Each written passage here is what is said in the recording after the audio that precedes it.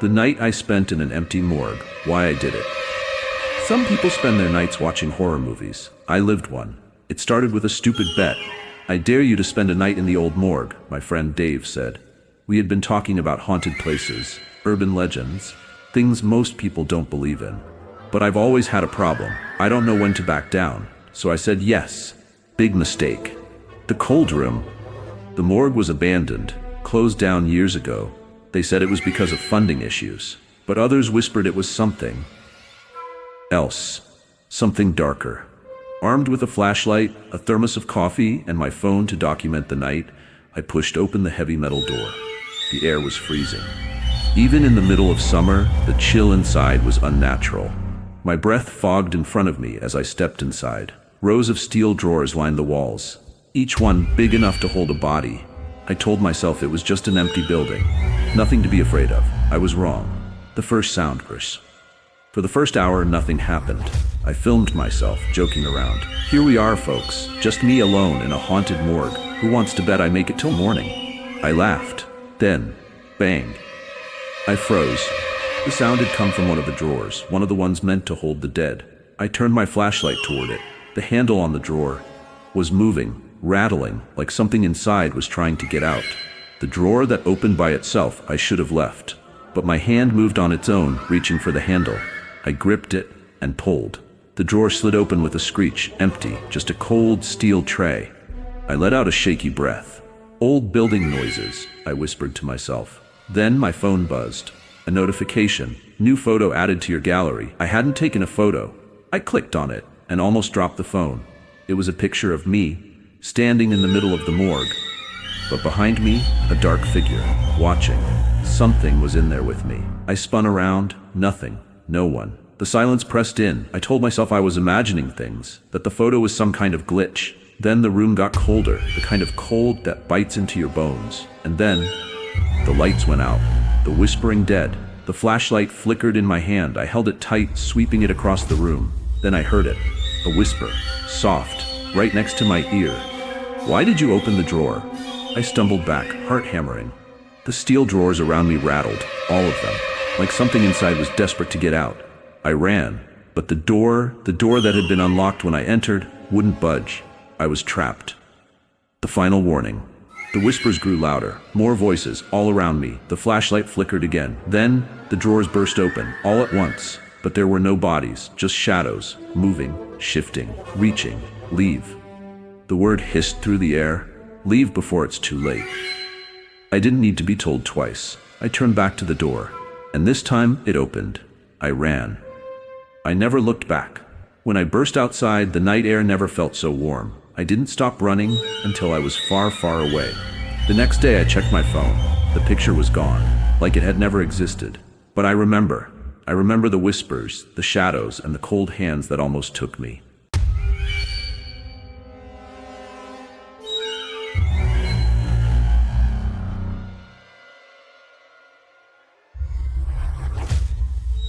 My friend went missing, but still texts me the first text. It started 3 days after Jake disappeared. I was lying in bed, scrolling through my phone, when the notification popped up. Jake, hey man, can you come pick me up? My stomach twisted. Jake had been missing for a week. No calls, no sightings. His parents were frantic. The police had no leads. And yet, here he was, texting me like nothing had happened. Where are you? I hesitated before typing back. Me, Jake? Where the hell have you been? The response came instantly. Can you just come get me? A chill ran down my spine. No explanation, no details, just a request. Me, where are you? Dots appeared on the screen. He was typing. Then, I don't know. The last place he was seen. I sat up, heart pounding. Something wasn't right. Jake wasn't the type to joke about this. I checked the timestamp on his last known location, a gas station on the highway. That's where he was last seen. Security footage showed him walking inside, but never leaving. Going to find him, I grabbed my keys and drove. The gas station was deserted when I got there. I checked my phone. Another text. Jake, hurry. I stepped inside. The fluorescent lights buzzed overhead. The cashier barely looked up. You need something, I swallowed. My friend was here, about a week ago. Jake Walker. Do you remember him? The cashier frowned. Never heard of him. My blood ran cold. I pulled up the footage on my phone and turned the screen toward him. "This is your store, right? That's him, right there." The cashier's face paled. "Kid, that footage is old." "No, it's from last week." He shook his head. "That video is from 10 years ago." The impossible truth, I staggered back. That didn't make sense. Jake wasn't even born when that video was supposedly recorded. My phone vibrated again. I looked down. "Jake, I see you." I whipped around. No one was there. The gas station was empty, except for me, and the cashier, who was now looking at me like I was insane. Something was watching me. The air felt thick, like I wasn't alone, but there was no one. And yet, I couldn't shake the feeling that something was watching me. Another text. "Jem outside." I turned to the glass doors. Nothing but the empty parking lot. I texted back. "Me where?" "Look closer." I squinted, and then I saw it. A figure, standing in the shadows, just beyond the reach of the streetlight. Jake, but not Jake. I stepped outside, my breath coming in short gasps. "Jake?" The figure didn't move, but I could see him now. Pale skin, dark eyes, a face that was almost Jake's, but not quite. The angles were wrong. The mouth was too wide. The smile was too sharp. "Come closer," it whispered.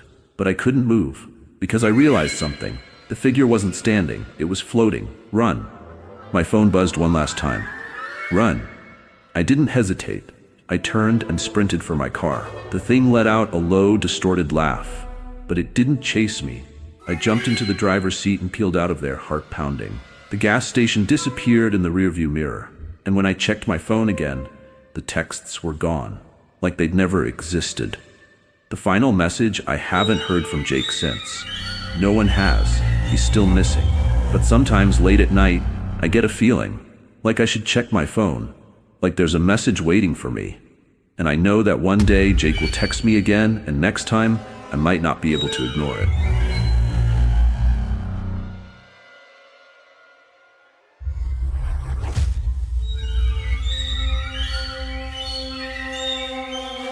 The smiling man at the end of the hallway. It started with a glance. It began last Tuesday. I was home alone, watching TV in the living room. The apartment was quiet, just the hum of the fridge and the occasional creak of the old wooden floors. Then, out of the corner of my eye, I saw him. A man, standing at the end of the hallway, motionless, smiling. The unmoving figure. I froze. My stomach dropped. He wasn't supposed to be there. My apartment was locked. But there he was. A tall, thin man in a dark suit, his face pale, his eyes wide, and his mouth stretched into a grin too big for his face. A smile that looked wrong, impossible. I blinked. And he was gone. Was it my imagination?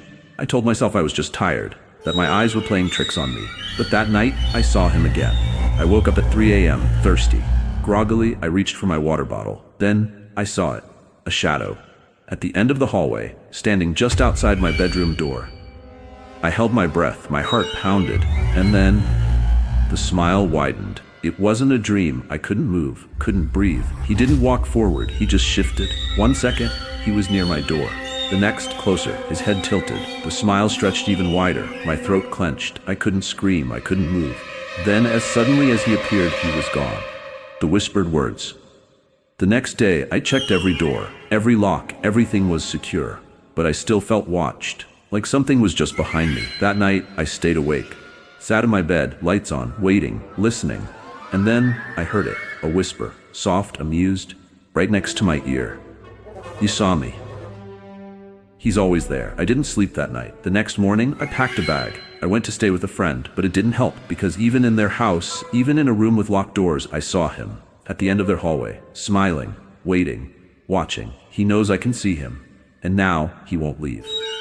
He's there, always, at the end of the hallway, and every night, he gets closer.